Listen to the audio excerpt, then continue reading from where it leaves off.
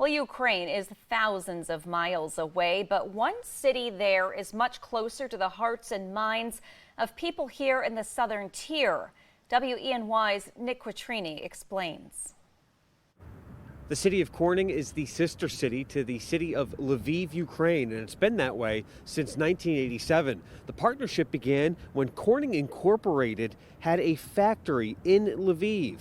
The partnership serves as a connection to help both cities learn about each other, and we're talking about the way people live, work, and socialize. Since then, people from Lviv have visited Corning and vice versa.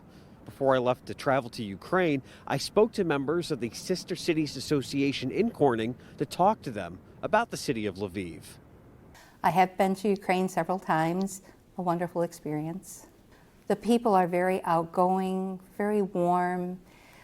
They want to share everything about their culture, their city. They want to learn about our cities over here in the United States, especially Corning, and exchange ideas and thoughts.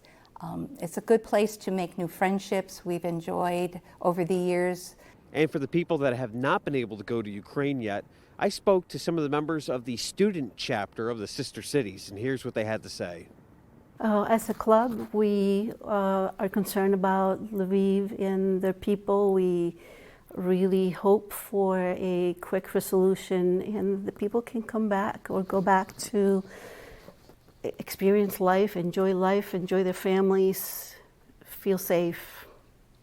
Well, due to the battle, we can't visit them, but I would really love that authentic experience of going to Ukraine, because I don't think there's anything like being able to have the authentic experience with the people, and I guess learning what Ukraine means to them. We can always learn from other people telling us, but having that one-on-one experience and being able to go visit them and being able to see their everyday life and how they deal with life, I guess, after the battle, I think it would be really meaningful for me to be able to visit them.